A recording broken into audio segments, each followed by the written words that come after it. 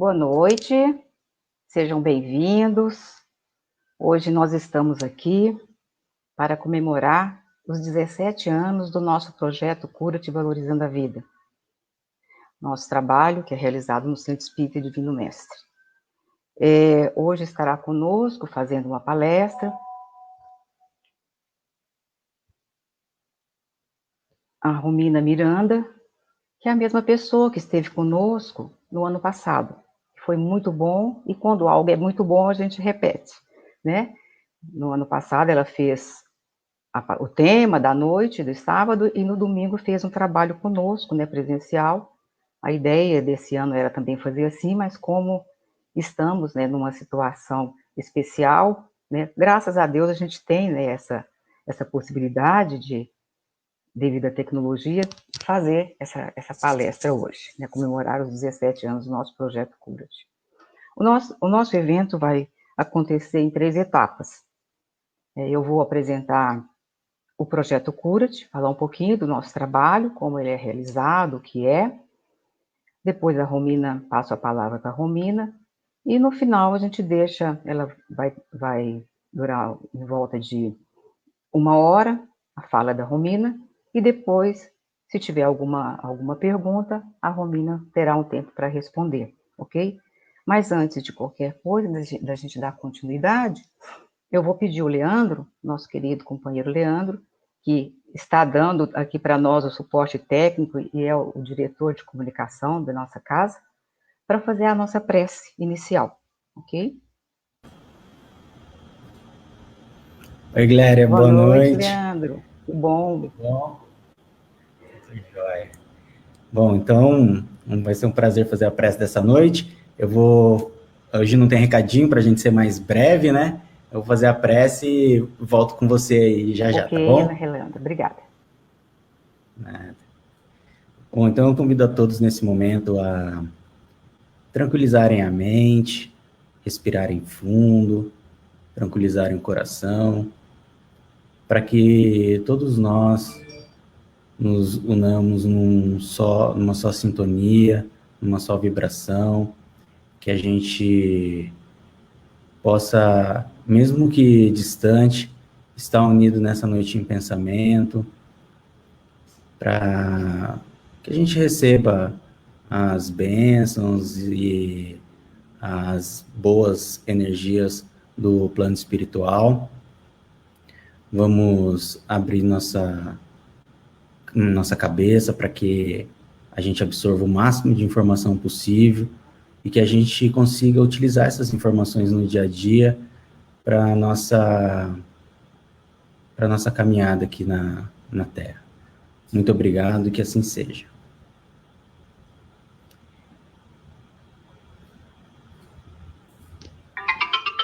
Gléria, então eu vou colocar aqui a sua apresentação e estou aqui, qualquer coisa, só me chamar. Tá bom, Leandro, ok.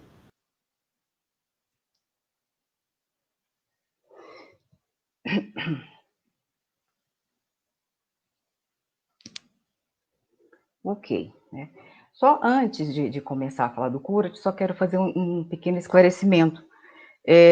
Nós havíamos anunciado, né, divulgado, que essa transmissão seria também realizada pelo YouTube, né?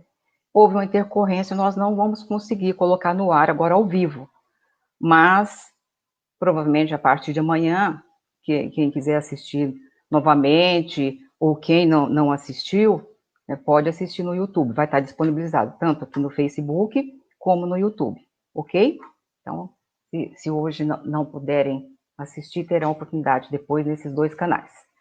Então, gente, o nosso projeto Cura-te Valorizando a Vida, né, que é um programa de assistência espiritual a dependentes químicos e familiares, completou no dia 12, né, passado, 17 anos.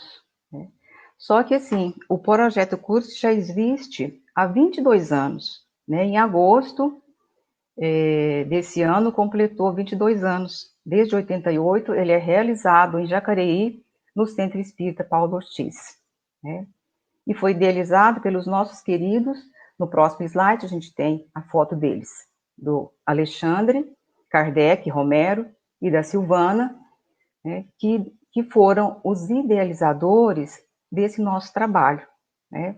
O Alexandre esteve conosco até em 2003, o Curat começou a funcionar, dando assistência ao público no dia 12. No dia 21, ele partiu para o plano espiritual. O Alexandre nos deixou, né? Ele tinha esse compromisso, né, de ter mais um núcleo do projeto Curat semeado aqui por ele e pela Silvana, né? O nosso grande Alexandre Kardec, né?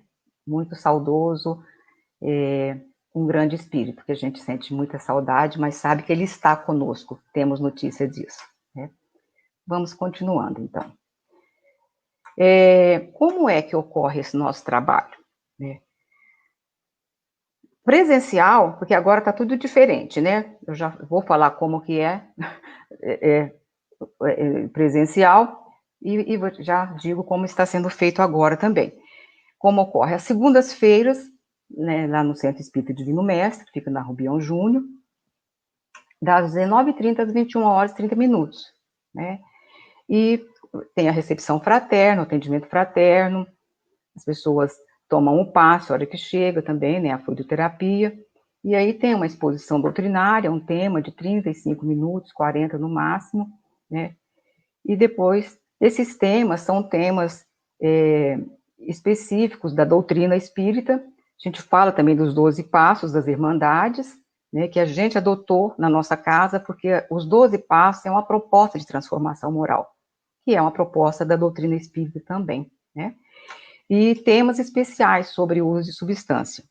E sempre vai também, quando a gente vai falar dos passos, a gente convida alguém das Irmandades, né, que somos parceiros, a ANA, Naranon, Alanon, Amor Exigente, né, para dar um depoimento também, né?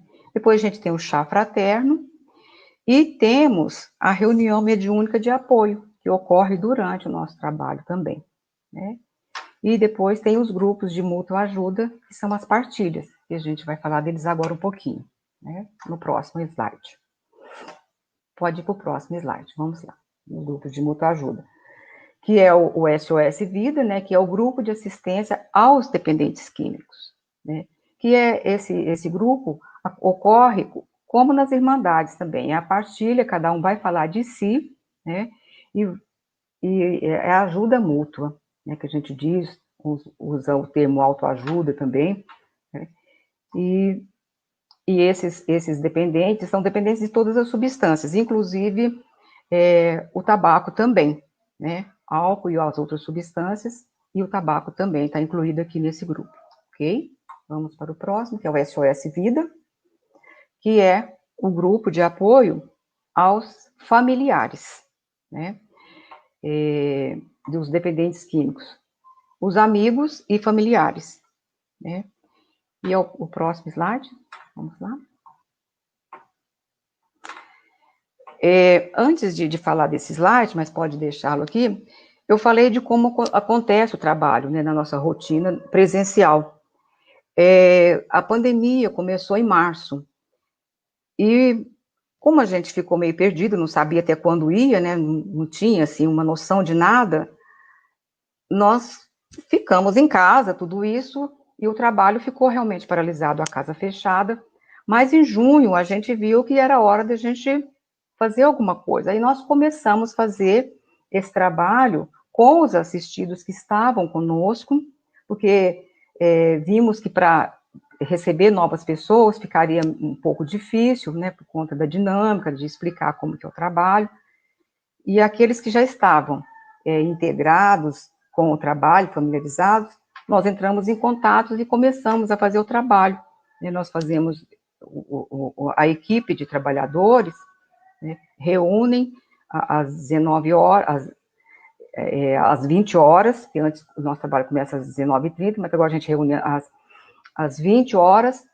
faz a prece, faz a harmonização, e depois a Gleusa e a Elaine, que coordenam o grupo de família, chama os familiares que estavam sendo assistidos, e eu chamo, que coordeno o grupo com os dependentes, chamo os dependentes, né, que estavam conosco, né? Até, assim, não tem como a gente abrir para pessoas novas esse trabalho, mas aqueles dependentes que já conhecem o trabalho, que nos procuram, eles são bem-vindos, né? Mesmo aqueles que não estavam quando a gente encerrou, mas que já participaram, souberam, estão nos procurando, então eles vão integrando a esse grupo também, né? Era só esse esclarecimento que a gente queria fazer.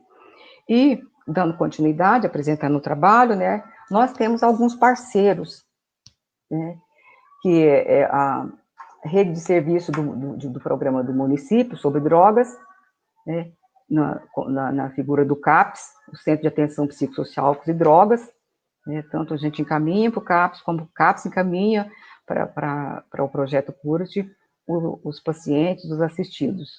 O AA, que é Alcoólicos Anônimos, NA, Narcóticos Anônimos, Naranon, que é o grupo de família de Narcóticos Anônimos, Alanon, grupo de famílias de AA, e Amor Exigente, né?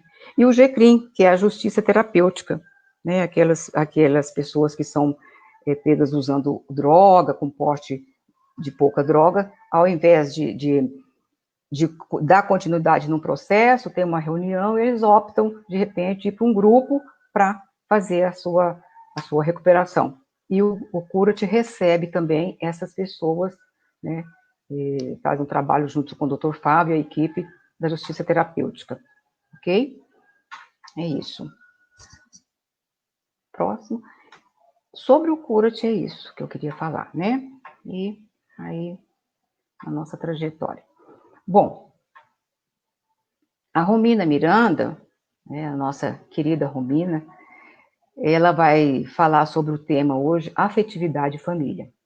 Romina é de São Paulo, ela é jornalista, escritora, terapeuta de família e casal, ela é docente universitária e pesquisadora na área da codependência, né, os familiares dependentes. E também eu tenho visto, não está aqui, mas para deixar registrado, eu tenho percebido esses dias, tanto de live que ela tem feito também, falado de Amor Exigente, que ela é uma grande colaboradora também de Amor Exigente.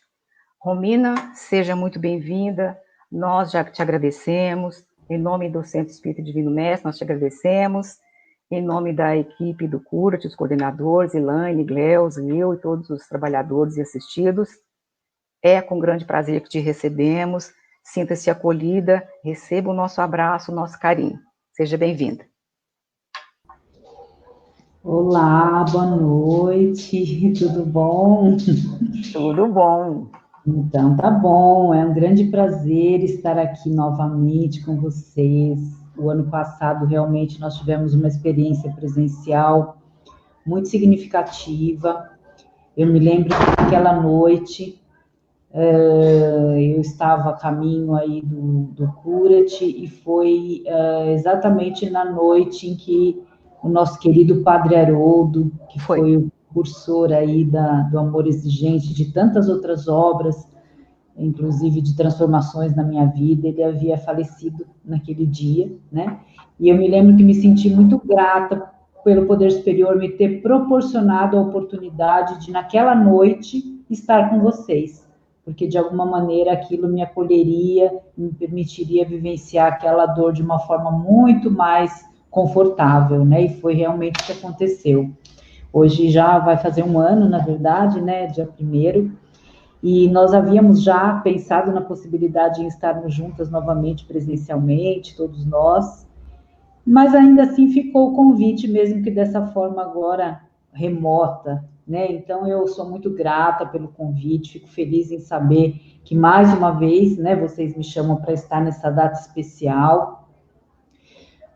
Então eu sugeri dessa vez que nós falássemos um pouco sobre, nos aprofundássemos um pouco mais no conteúdo que nós iniciamos no ano passado. O que nós iniciamos, né? Como a minha especialidade é família de usuários de substâncias psicoativas, eu atuo com os familiares, eu costumo olhar a família sob diversos aspectos que interferem nessa relação.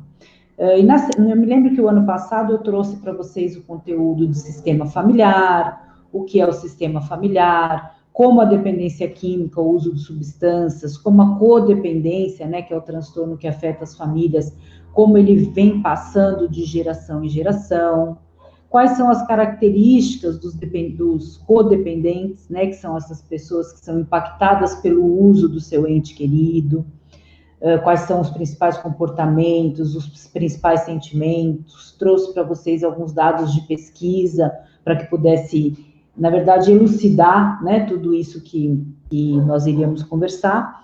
E hoje eu sugeri nós fazermos um recorte a respeito de um aspecto muito importante que modifica as relações familiares, tanto sob o aspecto positivo quanto o aspecto negativo, e que está presente na mudança do relacionamento entre famílias e dependentes químicos, né? Então, por quê?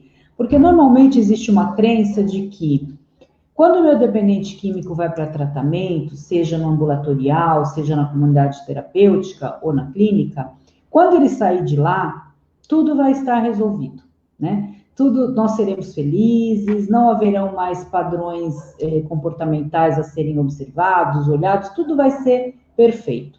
Quando, na verdade, para que esse movimento efetivamente aconteça, nós precisamos de um trabalho em sintonia entre usuário e família. Então, enquanto eles participam de um programa de recuperação em determinado local, a família participa de outro, né? Então, até os 12 passos, como vocês trouxeram, que tem a parceria aqui, da qual eu sou grande admiradora e vivencio os 12 passos na minha vida. Além disso, temos também, né, em 12 passos, os grupos para familiares, Naranon, Alanon, temos o Amor Exigente, temos outros métodos de trabalho com familiares de dependentes químicos, mas o importante é que essas pessoas também possam entender que foram impactadas e que, se não se cuidarem, não terão condições de apoiar o seu usuário, nem no tratamento e muito menos no pós, né, onde vem aquela pessoa transformada em alguns aspectos com as quais nós ainda não sabemos lidar. Então, são vários aspectos que compõem essas mudanças de relação, né? Um dos principais dele, nós poderíamos dizer que é o aspecto da comunicação, né? Então, como nós vamos criar novos padrões de comunicação com esse usuário que vem para a família agora, com as dificuldades que nós tínhamos antes? Normalmente, as dificuldades no que se refere... Deixa eu só olhar a hora aqui para não passar. As dificuldades que se referem à questão aí da família em dependência química estão muito atreladas à comunicação. Dificuldade em falar não, comunicação ora passiva, ora agressiva, comunicação ruidosa, comunicação velada, vários modelos de comunicação que não é porque o membro entrou em recuperação ou abstinência que isso tudo já vai estar resolvido. É aí que depois, com a família saudável, nós vamos ter que começar a manejar essas relações. E a teoria sistêmica, que é a que eu atuo aí na minha especialidade, ela tem justamente esse olhar para as relações. Então, como eu vou construir novas relações com indivíduos novos, com indivíduos que passaram por processos terapêuticos de reconstrução, mas que ainda não conseguiram trazer para essa nova relação esses modelos. Então, por exemplo, um dos itens seria o item da comunicação. O outro item, que é o item que nós acabamos selecionando para trazer hoje para vocês, é a afetividade, né? Então, quando nós falamos em afetividade, nós estamos falando também em mudança de padrões, né? Muitos de nós temos sentimentos muito confusos e ambivalentes quando temos dependentes químicos no seio familiar.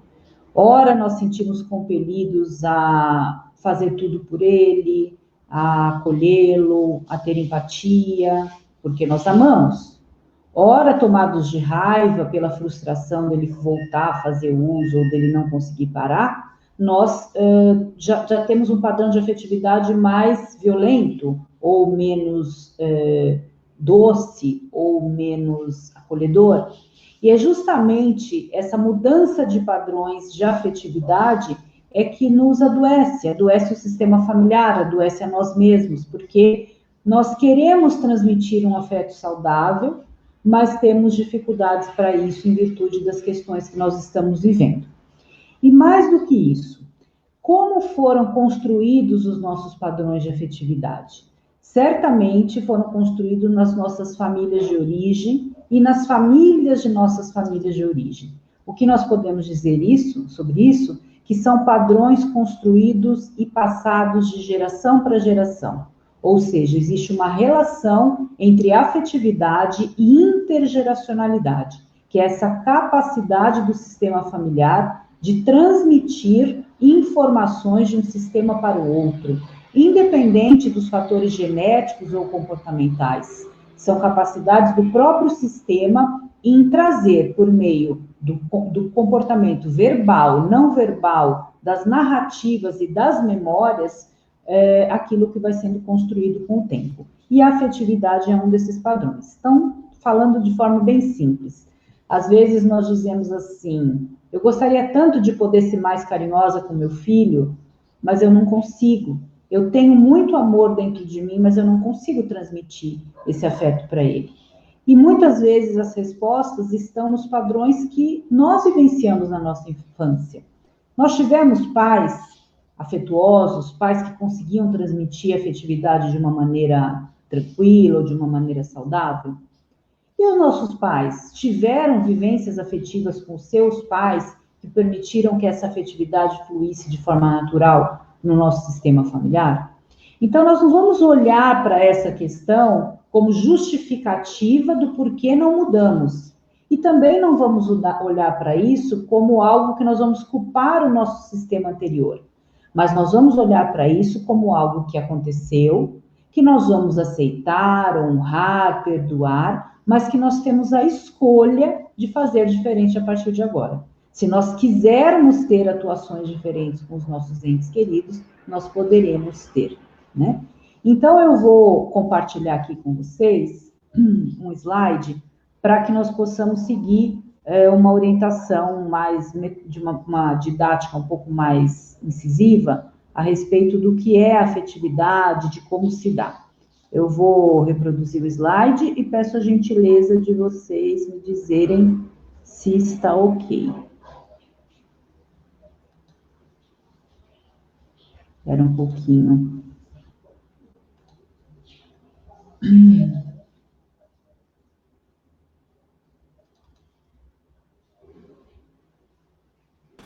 Oi, Romina, tudo bom? Boa noite. Oi, Eu vou falar para você aqui se deu certo ou não. Tá, então vamos lá.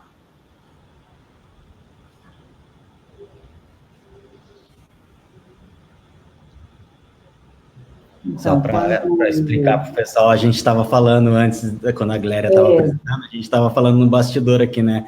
Apresentar slide, assim. Aí foi... Vamos fazer ao vivo aqui. Deu?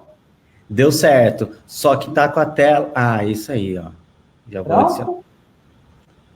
Bom, você sabe, Leandro, que eu faço isso toda noite com os meus alunos. Não é por esse aplicativo, mas eu faço. A única diferença é que eles fecham o monitor, fecham o microfone, e eu nem sei se eles estão assistindo ou não. Porque, infelizmente, esse padrão de aula online na faculdade não tem sido um dos melhores, né? Mas é o que temos para hoje.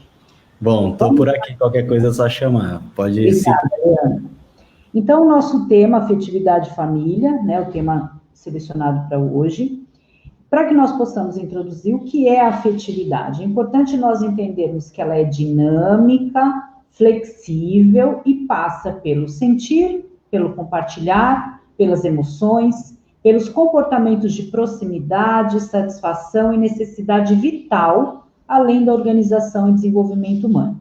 Então, o que isso significa? Que nós não teremos padrões de afetividade estanque durante toda a vida. Então, às vezes a gente fala assim, o meu filho, quando criança, era tão apegado em mim, ele era tão carinhoso, e agora nós não temos mais nenhum tipo de interação, nós não conseguimos conversar, ele é agressivo comigo.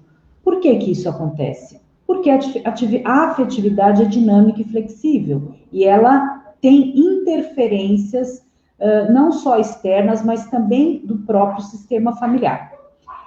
Quando a gente fala em afetividade, a gente está falando de sentimentos, de emoções, de compartilhar, de interagir, de estar ou não próximo, de nos sentirmos satisfeitos na presença do outro, nos sentirmos pertencentes àquele espaço, e tudo isso impacta na maneira como acontece o desenvolvimento humano, ou seja, nos processos da primeira infância, segunda, terceira, adolescência, puberdade, fase adulta, envelhecimento.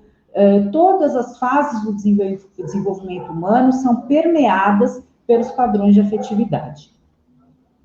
O padrão afetivo é aquele que se forma justamente pela sequência de comportamentos afetivos que vai se dando de uma forma repetitiva. Então, tudo que forma um padrão é aquilo que acontece durante várias vezes, né, que vai se formando até ser chamado de padrão, digamos assim.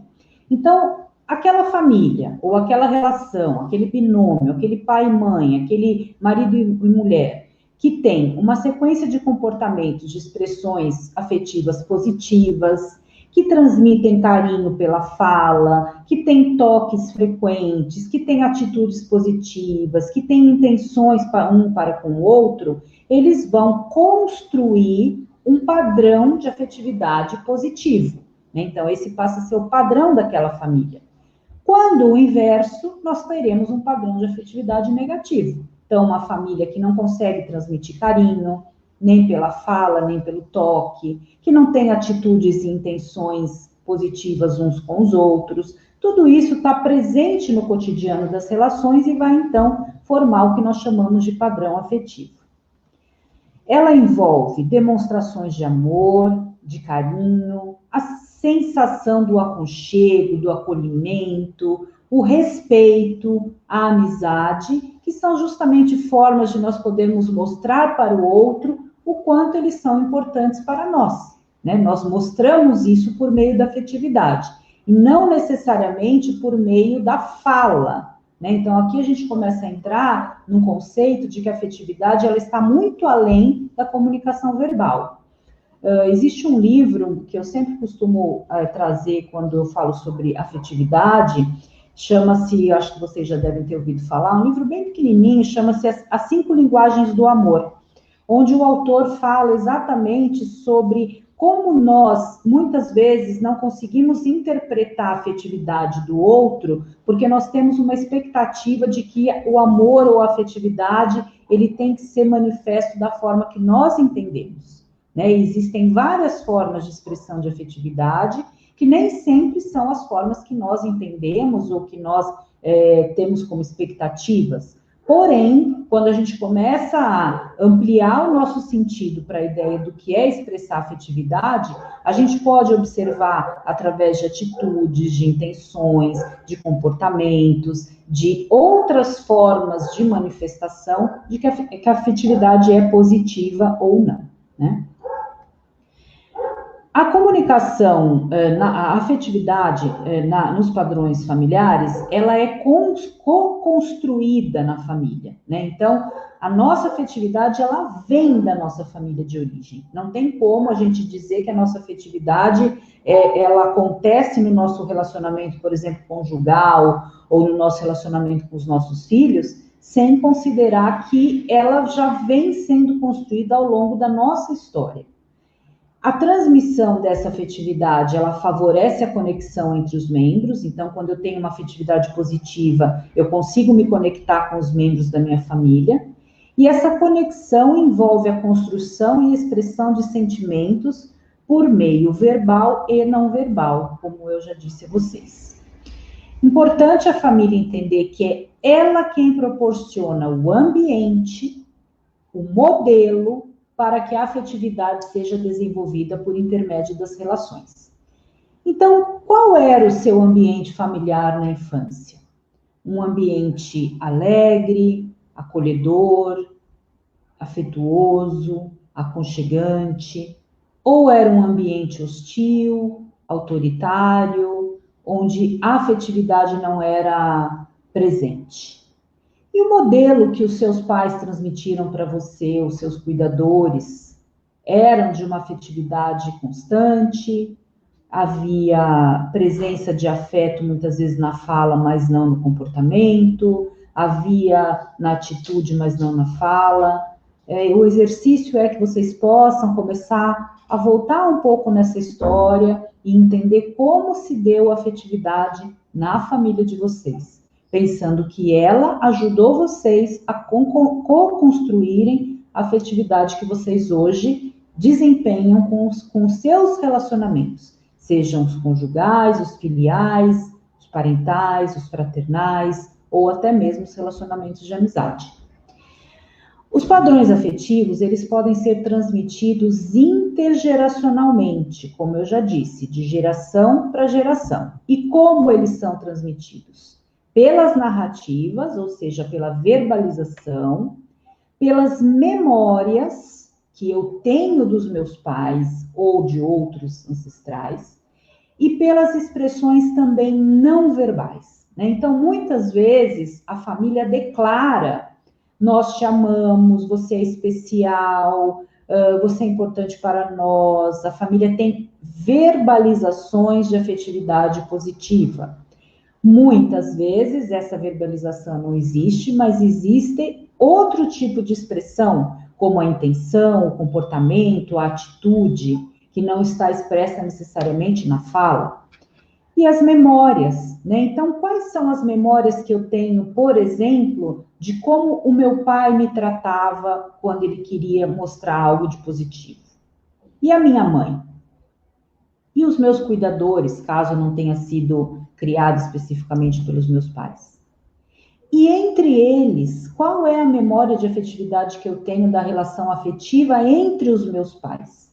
Isso pode modelar o meu comportamento com o meu cônjuge, né? Quando eu vejo um casal que tem uma afetividade forte, positiva, intensa, eu tenho a tendência a reproduzir essa afetividade com o meu cônjuge.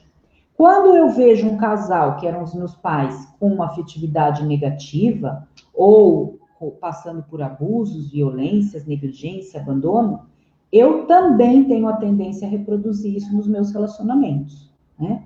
Então, muitas vezes, quando a gente fala em esposas de dependentes químicos, que normalmente a gente avalia os padrões familiares dessa esposa, olhando para os padrões de comunicação e para os padrões afetivos, muitas vezes encontramos mulheres que não vivenciaram não viram relações positivas entre seus pais, que podem ter presenciado violência verbal, física ou psicológica, e que de alguma maneira internalizam que esse padrão de afetividade é o padrão que permeia as relações afetivas entre cônjuges, e assim ela reproduz esse padrão.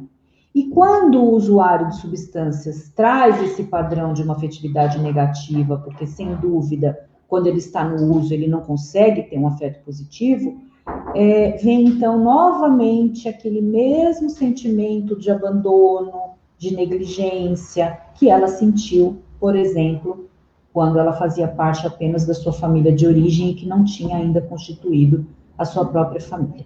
Então, mais uma vez, né, qual é o exercício de vocês aqui, que acredito que sejam familiares, né, de usuários de substâncias, sejam esposas, pais, maridos, irmãos, etc., ou mesmo as pessoas que atuam com os dependentes químicos, né, que nós possamos buscar na nossa história quais eram os padrões afetivos que nós vimos acontecer entre os nossos e como eles nos deflagraram esses padrões afetivos também. O indivíduo repete de modo inconsciente os mesmos padrões iniciais que podem ser tanto positivos como negativos, transmitidos pelos seus cuidadores, sejam eles pais biológicos ou não, causando às vezes impasses no desenvolvimento pessoal e familiar, né? Então, em todas as fases do desenvolvimento pessoal, ou seja, na primeira, segunda, terceira infância, na puberdade e adolescência, na fase adulta e até na velhice, os nossos padrões de afetividade vêm dessa família de origem e impactam na maneira como nós vamos desenvolver tudo isso. Nós podemos ter sido, sim, crianças afetuosas que ainda não tinham criado padrões, porque não havia um excesso de repetição que nos formou esse padrão. E, de repente, na adolescência, a nossa família tem a impressão que nós não somos mais afetuosos, que nós deixamos de ser aquelas crianças felizes, agradáveis, e passamos a ser adolescentes rebeldes, sem afetividade, sem interação, sem conversa, sem comunicação. Por quê? Justamente porque a gente começa a reproduzir esse padrão. E isso impacta no nosso desenvolvimento, tanto pessoal quanto familiar. Então, é muito importante que a família esteja consciente de seu papel como agente co-construtor de valores afetivos e na comunicação da expressividade dos sentimentos, né? Então, quando nós convidamos as famílias a buscarem tratamento para si, ou seja, cria-se um grupo de apoio para famílias, seja ele o grupo da comunidade religiosa, espiritual, seja ele o grupo de apoio, seja ele um grupo terapêutico, quando cria-se um ambiente para a família cuidar de si, é justamente para que a família comece a fazer esses movimentos de conscientização e de autorresponsabilização pelas suas questões, né? Então, é muito comum os familiares de dependentes químicos acreditarem que todo o problema ou toda a solução do uso de substâncias está na mão do outro, quando, na verdade, está dividida entre responsabilidades familiares. Qual é a minha responsabilidade na expressão da minha afetividade para com os meus filhos? Seja ela afetiva, afetividade positiva ou negativa, como eu quero modificar isso a partir de agora? Quais são os trabalhos que eu vou precisar fazer, inclusive, de retorno à minha família de origem, para poder melhorar os meus padrões com os meus futuros, né? Então, se eu não tiver mais pais vivos, como é que eu vou fazer? Nós vamos fazendo trabalhos de perdão, de honra, de consciência da história desses entes queridos, de entendimento, de acolhimento às questões deles, que também foram transmitidas por outros para eles. Então, tudo isso precisa ser observado como um exercício da família para consigo, né? E não estar num grupo de apoio apenas para olhar como eu posso auxiliar na mudança do comportamento do outro, mas como eu vou auxiliar na mudança do meu comportamento, para que aí sim isso seja reverberado no sistema familiar e, consequentemente, no meu ente querido usuário, e aos outros também, né? Construir a consciência biográfica amplia a percepção e a transmissão dos afetos e sentimentos, resultando em uma reorganização emocional. O que significa isso? Consciência biográfica. É justamente esse processo de nós tomarmos consciência da nossa história. Quem foram meus pais, quem foram meus avós, quem foram meus cuidadores, como eles se relacionavam, como era o afeto, como era a comunicação, quais são os padrões de repetição em outras esferas, ou seja, eu construo a minha consciência biográfica. Existem ferramentas para isso, né, tanto na teoria sistêmica, quanto em outras metodologias, que me proporcionam construir e me conscientizar da minha história. Isso faz com que a minha percepção de como houve a transmissão dos afetos e dos sentimentos seja ampliada. Claro, se hoje eu só olho para mim, para a minha questão ali do meu problema atual, quando eu amplio essa vivência para o anterior, eu começo a perceber como que se deram esses padrões. Isso me ajuda a me reorganizar emocionalmente, porque eu passo a entender que essa dimensão da afetividade está muito além do hoje, do agora, do eu e o outro, mas que ela tem reverberações de muitas outras histórias, né, de muitos outros membros que fizeram parte da minha ancestralidade.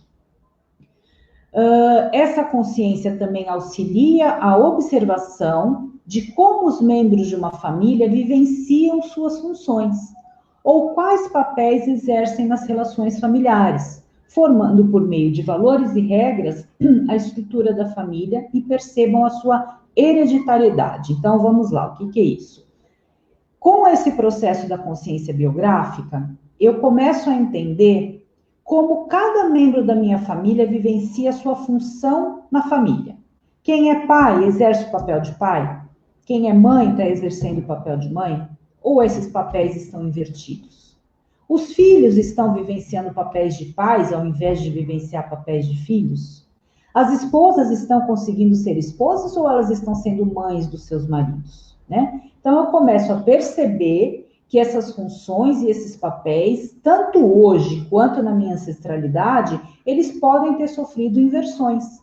E as inversões de papéis, inversões de funções, elas são danosas para o sistema familiar. Elas trazem disfunções para o sistema familiar. E com isso eu consigo justamente perceber, né, como está a minha estrutura familiar. Lembrando que a estrutura familiar ela é composta de 3 subsistemas, né? Eu tenho o sistema conjugal, que é o casal, eu tenho o sistema parental, que são os pais, e eu tenho o sistema filial, que são os filhos, entre eles formando o sistema fraternal quando existem irmãos. A questão é, cada um está no seu subsistema? Cada um está vivenciando o seu papel ou não? Ou existem trocas de papéis que estão trazendo uma desorganização na hereditariedade ou na hierarquia familiar, né?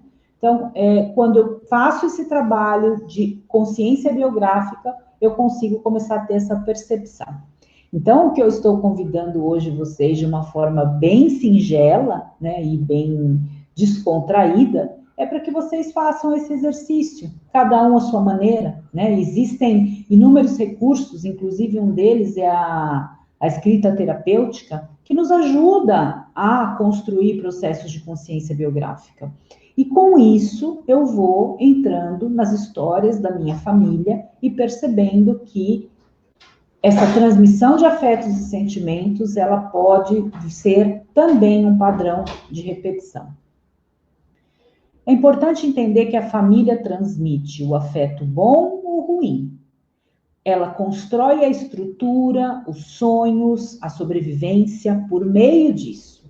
Quando esse afeto é bem compreendido entre seus membros, ele impede, por exemplo, a transformação de ódio em violência ou busca de vantagens materiais. O que é isso?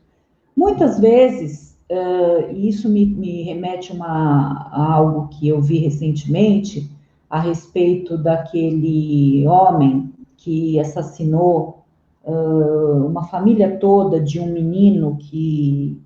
O menino, acho que ele era um artista dessas novelas de adolescentes, e ele namorava uma menina, o pai não aceitava, e aí ele foi pedir a menina em namoro na casa do pai, com os pais dele junto, e o pai acabou assassinando todos eles. Não sei se vocês se recordam, é bem recente isso, mas há pouco passou uma entrevista no Fantástico, onde o irmão desse homem que está foragido, ele trazia a informação de que esse assassino, ele apanhou muito do pai dele, ele sofreu muita violência, e que de alguma maneira isso poderia ter impactado naquela situação. E o psiquiatra que veio na sequência para explicar essa correlação, né, ele foi bem claro em dizer que sim, né, nós temos padrões familiares que impactam na nossa vida hoje. Muitos de nós podemos ter sofrido violência doméstica, psicológica, abusos verbais, abusos sexuais, abusos financeiros. Podemos ter sofrido as mais diversas formas de abusos, de negligência, de abandono e etc.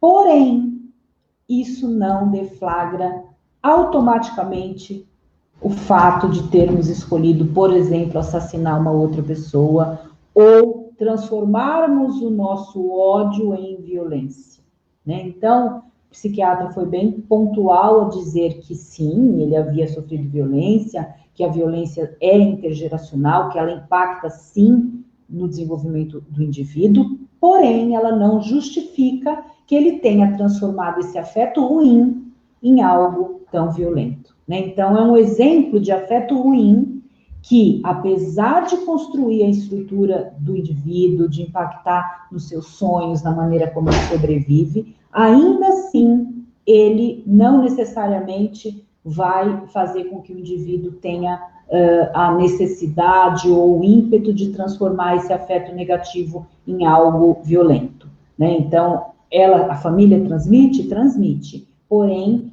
nós ainda temos condições de olhar para os nossos padrões e modificá-los, né? E aí vem muito ao encontro da questão do livre-arbítrio, mas principalmente de como nós temos resiliência para lidar com as dificuldades que nós vivenciamos e transformar as nossas mazelas em pontos de transformações positivas, ou muitas vezes até de transformações que possam fazer o bem para o outro e não o mal, né?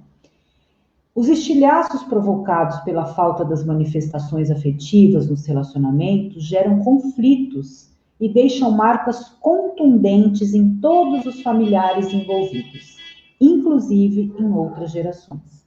Então, por que é importante nós sempre avaliarmos se a nossa afetividade tem sido uma afetividade positiva?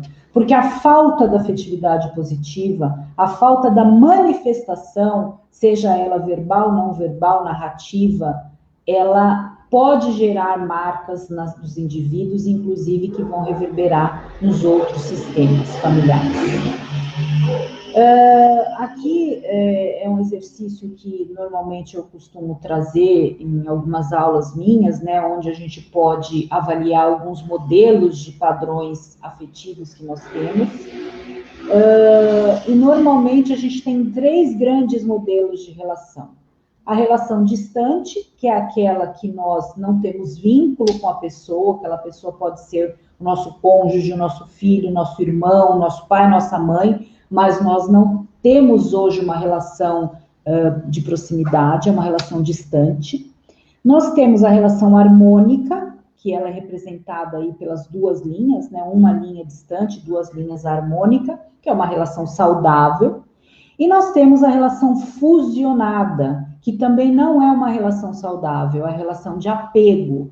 É a relação que se apresenta como dependência afetiva, aquela relação onde nós não conseguimos nos desvencilhar daquela relação, mesmo que ela seja tóxica e nociva, né? Então, ela está relacionada à dependência afetiva. E aí, nós temos, então, por meio dessas relações, padrões transacionais, ou seja, a formação efetiva dos relacionamentos, que acontecem de que forma? O relacionamento harmônico define-se como a experiência emocional de união entre 2 ou mais membros familiares que nutrem entre si sentimentos positivos, que possuem interesses, atitudes e valores recíprocos. Ela inclui a diferenciação dos membros entre si e de suas famílias de origem. O que é isso? Membros que se permitem viver as suas vidas e que se permitem ser diferentes da sua família de origem, sem necessariamente sentirem-se culpados ou que estão agredindo as suas famílias por não serem iguais a elas, né? Então, tem um conceito sistêmico muito interessante em afetividade que fala de lealdade familiar. O que é lealdade familiar? É quando nós reproduzimos comportamentos que nós não gostaríamos de reproduzir, mas inconscientemente estamos sendo leais aos comportamentos que muitas vezes nossos pais tiveram, né? Então, por exemplo, nas relações de violência doméstica, às vezes o marido narra, inclusive na terapia, nos tratamentos de cuidado ao abusador, que verdadeiramente ele não gostaria de repetir aquele padrão de violência, mas ele tem padrões transgeracionais com os quais ele conviveu, que ele vivenciou esse padrão de violência. E aí, por uma lealdade familiar, ou seja, para que ele continue se sentindo pertencente àquele sistema de origem, ele reproduz esse comportamento. É como se ele escolhesse ser diferente, é como se ele não mais se sentisse pertencente, né? E isso a gente pode fazer com diversos outros comportamentos, né? Então, a violência, ou às vezes até padrões de codependência, né? Agradar demais, dificuldade em falar não, necessidade de controlar, são padrões que podem ser da nossa família de origem, que a gente não consegue se desvencilhar, mas que, na verdade, nós não gostaríamos de mantê-los. Aí nós temos também o relacionamento muito estreito ou superenvolvimento, que caracteriza os relacionamentos nos quais há fusão e dependência emocional entre os familiares, ou seja, caracteriza relacionamentos no qual não há diferenciação entre os membros, aqueles em que as pessoas dizem ser uma só, né? Então, o casal que não permite que o outro membro tenha as suas escolhas, a sua vida, os seus momentos, que ele tenha a sua individualidade, ou até mesmo as relações entre pais e filhos, em que existe uma simbiose entre eles, que não permite que o indivíduo consiga se desenvolver, que está sempre puxando esse indivíduo para o modelo da família, né? Temos o relacionamento fundido e conflitual, que é esse relacionamento de apego, porém que começa a gerar conflitos, brigas entre os membros, porque a exaustão é tamanha por essa fusão que acaba tendo conflito, e aí nós temos muitas vezes aqueles relacionamentos em que os indivíduos não conseguem se separar, mas por outro lado eles só vivem brigando, né? Nós temos um relacionamento fundido e conflitual. Esse último item aqui, ele foi colocado aqui de uma forma errada, não é para estar aqui.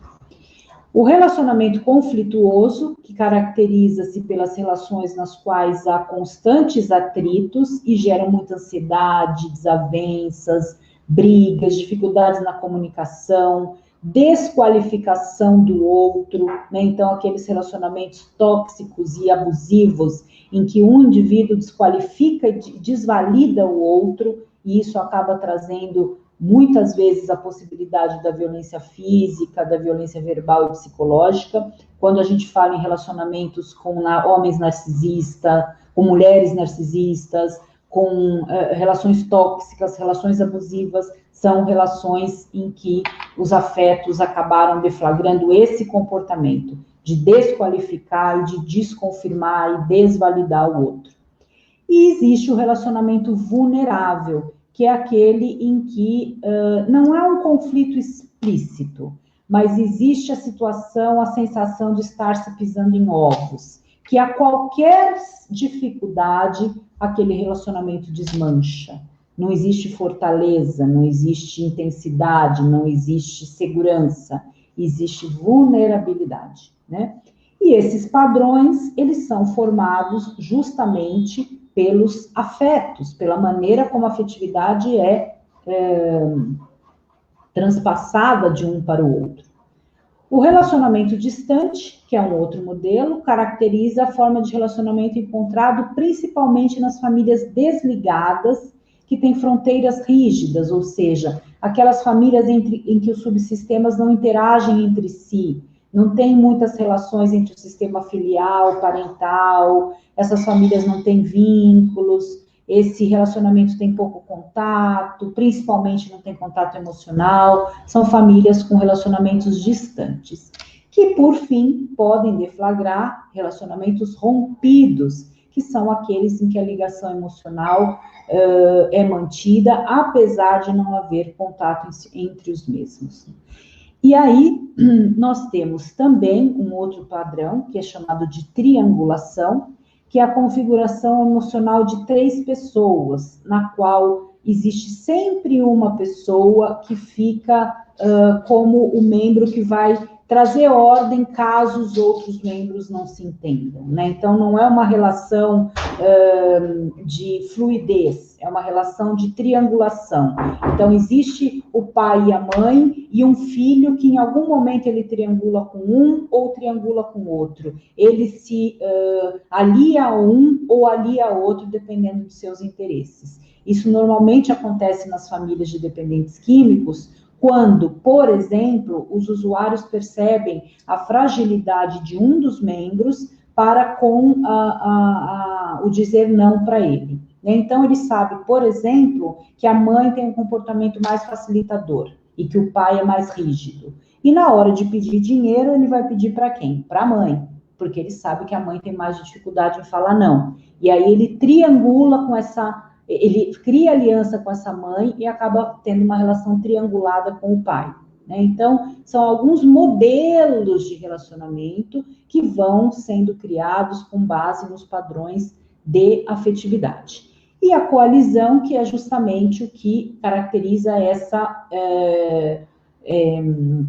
aliança, porém contra uma outra pessoa. Né? Isso, por exemplo, acontece nas situações de alienação parental, quando um ou o outro acaba convencendo o filho do quão ruim é o outro membro familiar, e eles criam uma díade que vai ficar contra o outro membro. Né? Então, isso é uma coalizão, ou também chamado de complô.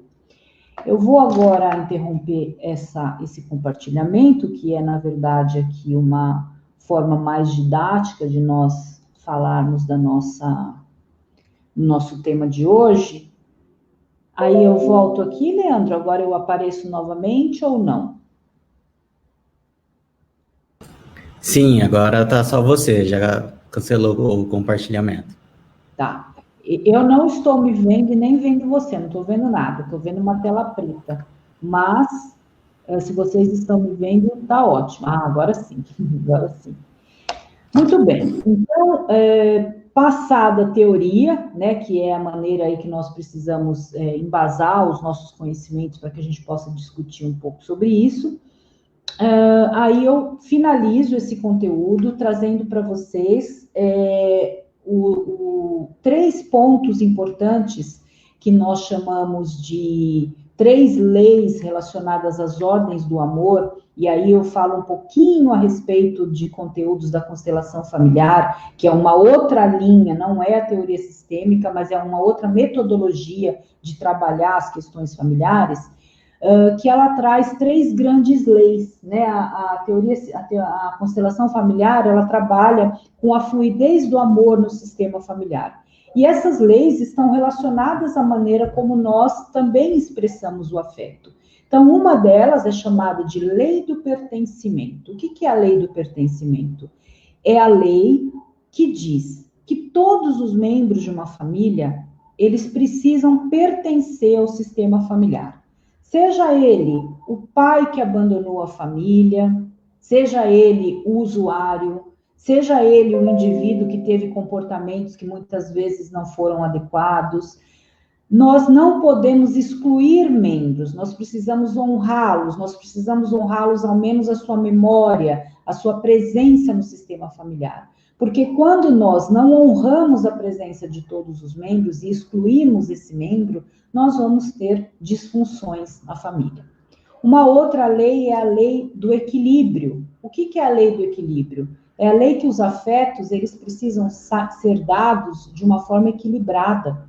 Normalmente, na codependência, que é esse transtorno que afeta os familiares de dependentes químicos, entre outras pessoas, não só os familiares, existe uma ideia muito forte de que eu preciso dar, eu preciso fazer, eu preciso sempre controlar, doar, ser a provedora, e isso faz com que a relação entre em desequilíbrio. Por quê? Porque eu estou tão em crédito com o outro, que o outro tão em débito comigo acaba criando um comportamento refratário, e muitas vezes essa relação entra em colapso, seja porque ela efetivamente termina fisicamente, ou porque ela pode sofrer grandes disfunções por esse não equilíbrio. Inclusive, hoje de manhã eu estava falando sobre isso com umas alunas sobre a lei do equilíbrio, e quando a gente fala em codependência, eu acredito que uma das leis mais difíceis de serem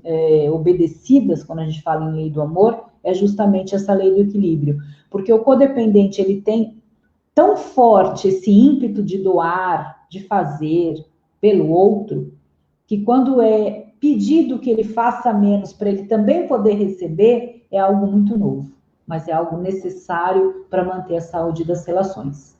E, por fim, a última lei é a lei da ordem, é a lei que fala da hierarquia, né? Que quem vem primeiro é quem tem a predileção, é quem tem a preferência, é quem tem a hierarquia. Então, para que o sistema seja funcional, quem vem primeiro tem que ser hierarquicamente aquele que conduz, aquele que transmite valores, que transmite a afetividade da qual nós estamos falando. Então, se nós queremos receber a afetividade dos nossos filhos, que nós possamos olhar para os nossos padrões de afetividade. Se nós queremos receber afeto dos nossos cônjuges, que nós possamos também olhar como a gente vem transmitindo esse afeto. É um exercício novo, ou talvez um exercício difícil, pelo fato da gente ter que buscar isso muitas vezes na nossa história, mas é um exercício libertador, considerando que os afetos são construídos com base na nossa família. Então, eles não acontecem de repente, eles vêm já da nossa família de origem, que por sua vez teve a família de origem dela, e assim a gente foi co-construindo esses padrões. Então, eu finalizo aqui a teoria que eu queria passar para vocês, as construções relativas à afetividade e família. E agora eu gostaria de abrir o nosso finalzinho de tempo aqui para as perguntas que vocês tenham em relação ao tema que nós falamos. Leandro, consegue enxergar as perguntas?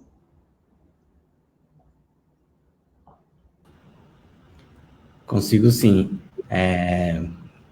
Pessoal colocando, tem alguns comentários aqui, eu vou colocar para você já ir em cima. Sou irmã e filha de dependentes químicos e é muito triste mesmo.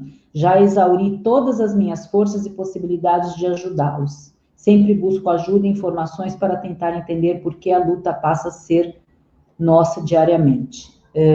Sem dúvida, né, irmã e filha, a codependência permeando a sua individualidade e a sua família. Porém, qual é o método mais próximo da eficácia para a gente buscar modificar essas relações? Iniciando por nós, né? Então, o que eu preciso cuidar em mim, o que eu preciso modificar em mim, o que em mim precisa ser olhado, vivenciado, para que eu tenha condições de respirar, para então fazer pelo outro aquilo que eu ainda possa ou não possa fazer. Olhar para a minha culpa, para o meu medo, para a minha raiva, para a minha angústia, para a minha negação, para os meus sentimentos negativos, para os meus padrões familiares, para a minha dificuldade em dizer não, para os meus papéis, se estão invertidos, se não estão. Essa consciência biográfica vai nos ajudar a criar novos modelos para lidar com algo que é sempre, né? Nós sempre, sendo filhos de dependentes, nós sempre teremos essa questão na nossa família. Sendo irmã, também. E mesmo sendo cônjuges, que muitas vezes a gente ouve assim, mas se você é esposa de dependente químico, é só você escolher sair dessa relação. Não, porque a codependência, ela não é do outro, a codependência é minha. Se eu não cuido de mim, eu vou reproduzir esse mesmo padrão de relacionamento com outras pessoas. Certo, Mariana? Fui criada no meio de muita violência e brigas, alcoolismo, mas graças a Deus sou paciente e amorosa e estou conseguindo colocar regras para nossa boa convivência. Que bom, Helena, muito bom, né? E o bom é você ter a percepção de que, mesmo tendo vivenciado esses padrões, você consegue exercer a paciência, a amorosidade, o padrão de afetividade positivo, e sempre estar atenta, né, para que as pessoas com as quais você se relaciona, que elas também tenham esse mesmo padrão com você.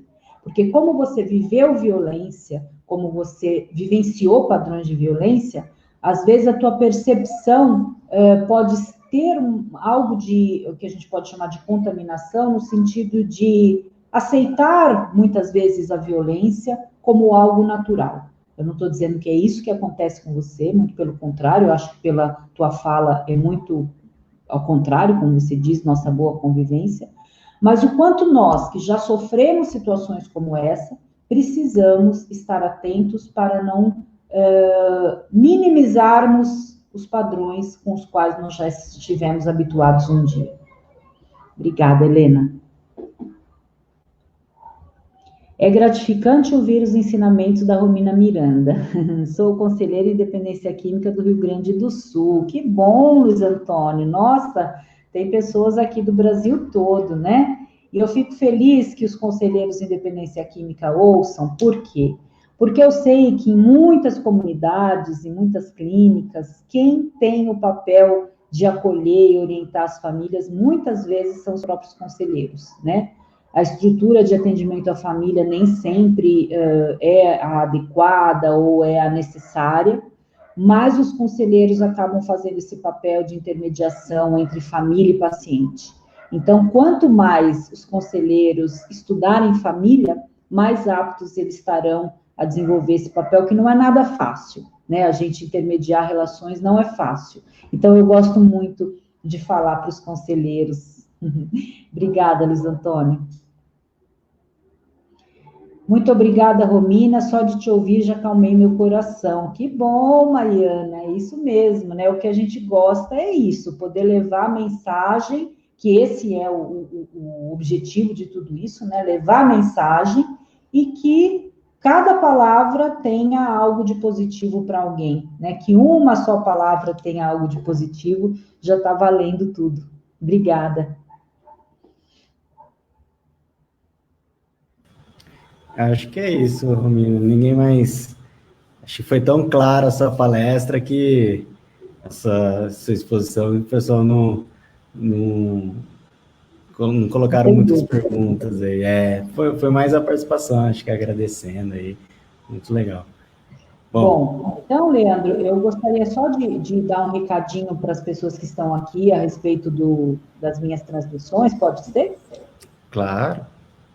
Bom, então, assim, eu tenho hoje, né, em virtude aí do isolamento social, como fazia também esses trabalhos aí, como fiz com vocês o ano passado, de viajar e levar mensagem aí pelo Brasil todo, com o isolamento, isso tudo foi cortado, então nós buscamos formas, inicialmente, logo no início, em março mesmo, de continuar levando a mensagem. E desde março eu venho realizando nas minhas páginas, no meu Facebook e no meu Instagram, todos os domingos eu faço uma live às 18 horas, sempre falando de codependência e os aspectos correlatos. Então, quem quiser participar, o meu Instagram é rominamiranda.escritora e o Facebook é codependência.rominamiranda. Todos os domingos, às 18 horas, a gente divulga antes qual é o tema da live, todos são bem-vindos, para que a gente possa discutir sempre mais e mais temas correlatos à codependência. É isso. Obrigada, Leandro.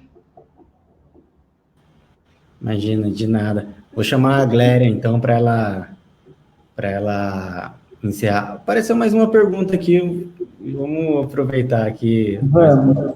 Só um minutinho. Ah, que bom, Mariana. Mariana, querida, já nos conhecemos de outros carnavais, não, né? Outros grupos. Vamos lá, Mariana. A teoria sistêmica, ela tem como foco as relações e não a subjetividade do indivíduo. Se nós pensarmos que a codependência é um transtorno relacionado aos padrões de relacionamento, ou seja, a codependência é minha, ela é da minha infância. Quando ela é deflagrada? Quando eu me relaciono. A codependência é um padrão relacional. Se ela é um padrão relacional e a teoria sistêmica olha para as relações, a teoria sistêmica vem para auxiliar o nosso olhar para os nossos relacionamentos, né? Então, o que meu reverbera no outro e o que do outro reverbera em mim e que cria a relação de codependência. Nós temos relações de codependência com diversos membros, tanto com o nosso cônjuge, com o nosso pai, com o nosso filho, porém elas se dão de formas distintas de acordo com esse padrão que eu desenvolvo com o outro, padrão relacional.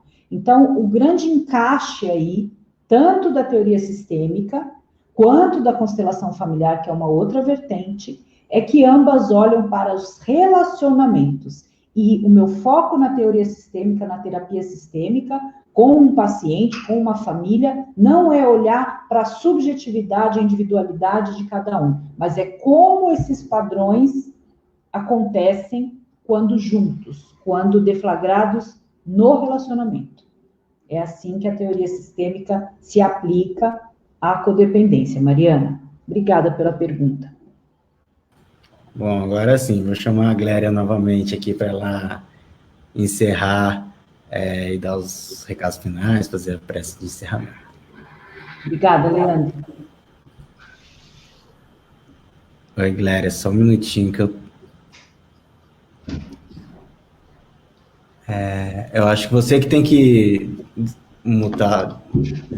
Não estou conseguindo fazer por aqui. Vê se você consegue desabilitar seu microfone. Habilitar seu microfone.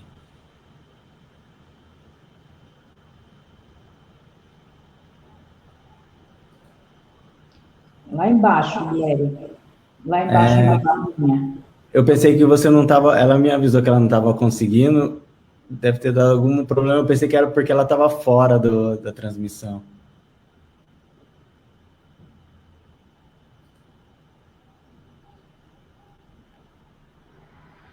Acho que não está dando mesmo, Gléria?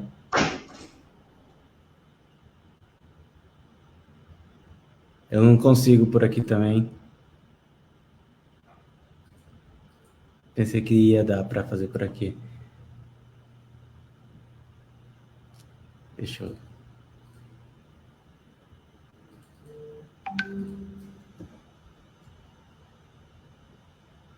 Bom, acho que a Gléria teve um problema no microfone dela lá no... Que engraçado, não estou conseguindo desabilitar aqui. Bom, a gente encerra então. Eu encerro por aqui com... ela vai tentar... Isso, tenta sair e entrar de novo. Vamos ver se dá certo. É ao vivo, né, Romina? Ao vivo é assim mesmo, a gente... Quando é ao vivo não tem como, né? Não tem como. Não, e a gente sempre dá um probleminha. Acho que o pessoal que acompanha aí também está acompanhando essa revolução digital que está acontecendo aí, um monte de palestra, aula, as pessoas tendo que aprender ao mesmo tempo e fazer ao mesmo tempo. O pessoal está acostumado com uns pequenos probleminhas técnicos. Vamos ver se a galera entra aqui de novo e ela encerra pra gente. Acho que ela tem... E aí nós temos essa live gravada, Leandro? Ela fica gravada? Sim, ela fica gravada no Facebook do Divino Mestre. Ela fica lá e a gente vai retransmitir ela no nosso canal do YouTube. Hoje já era para ser a transmissão simultânea, mas a gente teve um probleminha que também não conseguiu. Mas a partir de amanhã, tá, o pessoal que sempre acompanha aí as lives do Divino Mestre, a partir de amanhã as transmissões são no Facebook do Divino e no canal do YouTube do Divino simultaneamente. Vamos aprimorando aqui. Sim. Deixa eu ver se a Gléria conseguiu entrar de novo.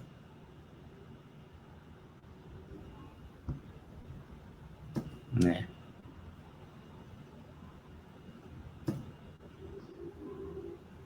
Acho que não, mas, nossa, muito... Até acho que pra gente... a Gléria voltou aqui. Até pra gente que não... Agora sim, né, Gléria? Até pra gente que não... Eu, por exemplo, não tenho esse contato, né, direto com dependentes químicos na família, né? Só em trabalhos sociais e tal. Mas várias coisas dá pra gente usar no nosso dia a dia, né? Muito bom. Gléria, agora sim. Não. Ok. Tinha travado aqui o computador. Tá dando um eco? Então, tá dando eco? Melhorou. Você está com 2 equipamentos ligados, não? Não. Aqui não tá dando eco pra gente, não. Tá, parou também. Já parou.